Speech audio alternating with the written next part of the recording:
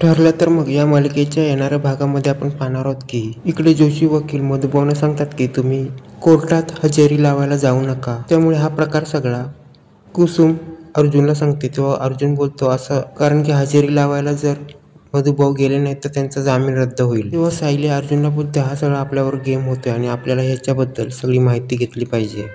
तेव्हा अर्जुन बोलतो तुम्ही काळजी करू नका, जोशी वकिलाचा मास्टरमाइंड माझ्या समोर येणार आहे. तेव्हा अर्जुन सायलीला सांगतो की जोशी वकील आणि हा पवार हे दोघंही 25 माणसं आहेत आणि त्याला मिळालेले आहेत. तेव्हा सायली बोलते तुम्ही आता काय करणार. तेव्हा अर्जुन बोलतो या जोशी वकिलाला मी चांगलाच अडकवणार. तेव्हा अर्जुन सायलीला सांगतो मी एक काम करा, मधुभाऊना पोलीस स्टेशनमध्ये हजेरी लावायला सांगा, त्यामुळे त्यांची जामीन रद्द होणार नाही.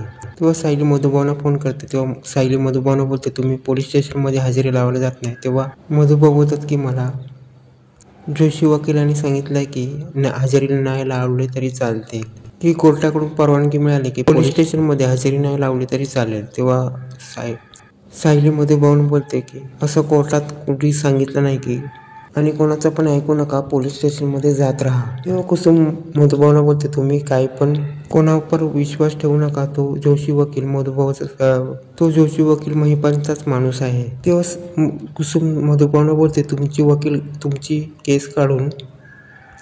जोशी वकिलाकडून केस काढून ती अर्जुनला द्यावं. तेव्हा मधुभाऊ बोलतात नाही, असं नाही होऊ शकत, कारण की मी जावयाच्या उपकाराखाली जगेन. तेव्हा इथे अर्जुन कुसुमला फोन करतो की मधुभाऊ ऐकतात की नाही. तेव्हा कुसुम बोलते मधुभाऊ ऐकायला तयार नाही, त्यांना पुरावा पाहिजे. तेव्हा इथे अर्जुन महिपाल आणि जोशी वकिलाचा पाठलाग करत तो हॉटेलमध्ये जातो. वेटरची मदत घेऊन जोशी वकील आणि महिपाल या दोघांचा व्हिडिओ बनवायला लागतो आणि तो व्हिडिओ घेऊन तो मधुभाऊना दाखवायला येतो. तेव्हा हा व्हिडिओ पाहून मधुभाऊ बोलतात मी जोशी वकिलावरती एवढा विश्वास ठेवला होता, पण ते असे वागतील मला वाटलं नव्हतं. नंतर अर्जुन महिपालचा पुढचा व्हिडिओ पाहायला लागतो. तेव्हा त्याच्यामध्ये महिपाल बोलतो की मी प्रियाला त्या घरात पाठवलंय आणि ती तन्वी म्हणून त्या घरात वावरते आहे आणि तिकडच्या सगळ्या खबरी मला देते आहे. ज्या दिवशी तिने माझं काम नाही केलं मी तिची वाईट अवस्था करत आहे, माझ्या सांगितल्याबद्दल सगळं करत आहे आणि तिचं पण काम चुकलं तेव्हा मी तिची काय अवस्था केली ती पहा आणि तशी तुमची अवस्था करीन. तेव्हा हा व्हिडिओ पाहून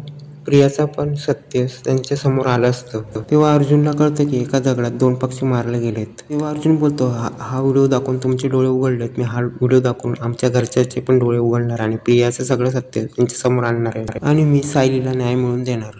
तेव्हा मधुभाऊ अर्जुनची माफी मागतात आणि ते आता पण जे वागलो त्याचे मला माफ करा असं सांगतात. तेव्हा अर्जुन घरी येतो आणि तो पूर्णाई आणि कल्पनाला सांगतो